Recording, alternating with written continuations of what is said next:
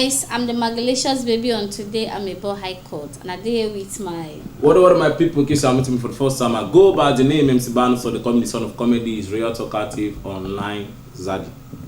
And today for I'm about High Court, matter we reach table like this. First, I want first ask married women, waiting they happen these days. These days. Why be say you don't marry? Your husband go come outside go work. Maybe some married women they will be say husband open market for them. Then go leave the business. Go they find man. Not just to find the man, no. You go carry the man come your own matrimonial home. Wetin dey happen? The one wey wan end and at least you want to end. Abi. Because the matter dey even dey tire me sometimes I go dey ask myself wetin be the problem wey dey outside. If you know say this man no dey satisfy you for bed. Wahala for who wan marry. No we say the man no dey satisfy her for bed. Wetin make you accept to marry am? That is when you marry person wey be close to you, wey be your friend, person wey you want. So if this man no satisfy you, what was the essence of you moving ahead to go marry? But me, the reason I like this, no be say satisfy. You know, say if person dey chop rice every day, rice, they take go tire. You go want taste ogbono. Rice get different way to cook am. No use that one. Make just take confuse. No, forget rice. Wait, rice na rice. Rice. If you cook rice jollof, fried rice. If you or jollof. Okay, you don't dey use coconut rice there. You fit cook rice today with stew. But no, how you go chop rice. I don't understand. You go the rice. No. Rice Monday, Tuesday, Wednesday, Thursday, Friday from January to December. No. Madam, you're going to. Okay, for High Court we get today, this woman carry matter come our table say the husband caught am with another man for house. Yeah, wow. And not just caught am with another man for house. Since the day when the husband don't see am when in the on top bed. Him and the man they chop turkey for on top bed. Yeah, wow. And that day the husband come turn Jesus Christ. They treat her more than wetin she no expect, even more than before.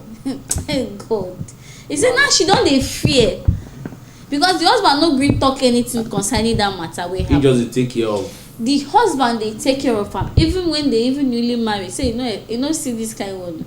Now the husband come dey treat am very nicely pass. Say hey. Now I say, but we reason this matter today because this woman now say fear don't dey her body. She don't know wetin she want to. And you as a woman, no, let's say you come back as a woman. Okay, I come back. Make I say me as I sit down here like this now. I can't come back from market. I don't close that day.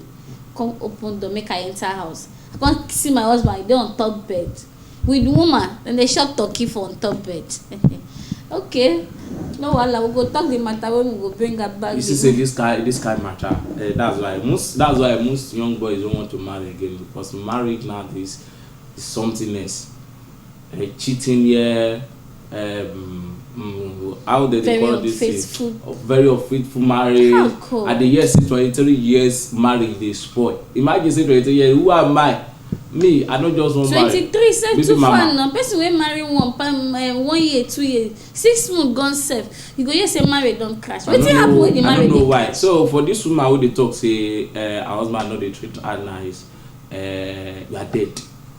Take it or leave it. If you no voice out, if you no fit call family member, say me dey sit down, me dey help you beg you, or make you confess. Say na so thing you do, you are gone. Because if na me, the man even get patient too. He go don reach like 2-3 months when you do this thing, and they take care of you. Voila, No, I get one friend like that. This same thing happened to her.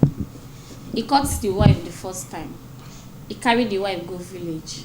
For their village, they go do this traditional something. They go do am. The woman come back again. The same thing still occur again. He still carry the woman go. Come say okay now, no be me go. You go alone.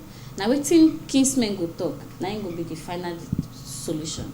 Now you go there now, you no come gree wait make kinsmen decide on wetin they wan do. She comot, come back.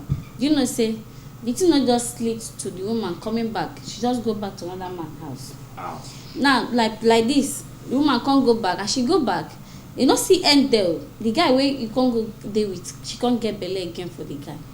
Now e lead to her death. Wahala for woman. Who lose? Woman wey don born 2 children. Wahala for woman. Wey dey take care of him. So as we dey take the matter, we still dey chook mouth on side the matter. But for today like this, we wan dey like we dey beg all the married women wey dey outside there and the married women, please.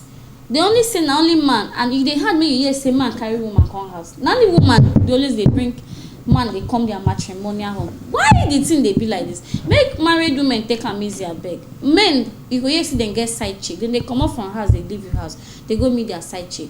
Abeg married women wey dey outside there, I dey beg una, abeg, make una no dey use una hand dey spoil una marriage.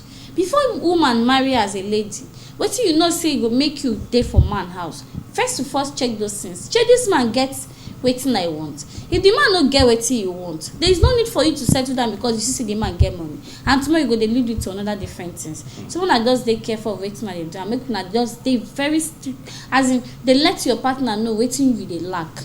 So una fit just. To all men out there, all guys out there that you're ready to settle down, to marry, please, muna take time. Which of the time again? I no understand. Just take time. Muna no rush. No rush yourself. Find a girl. Like monitor the girl for like 6 months or 1 year. You know you say lucky do be say. Or maybe you study the girl for like 4 years. Maybe you get PhD for the girl. Maybe you know say this girl is good. Me study am like biology. Study the girl well. No say na this thing she dey do. She no dey do this. No say this girl don dey comfortable with you. No say if you dey go work, this girl dey ask. She no dey comot be that. No be all those girls wey be say you go tell you say I'm going to see my mom. No be her mom she go see her mommy. Oh, John, whether na mommy. Please, thank you for watching, and thank you for doing the like, share, and subscribe to our YouTube channel. We are still here on the Amebo High Court.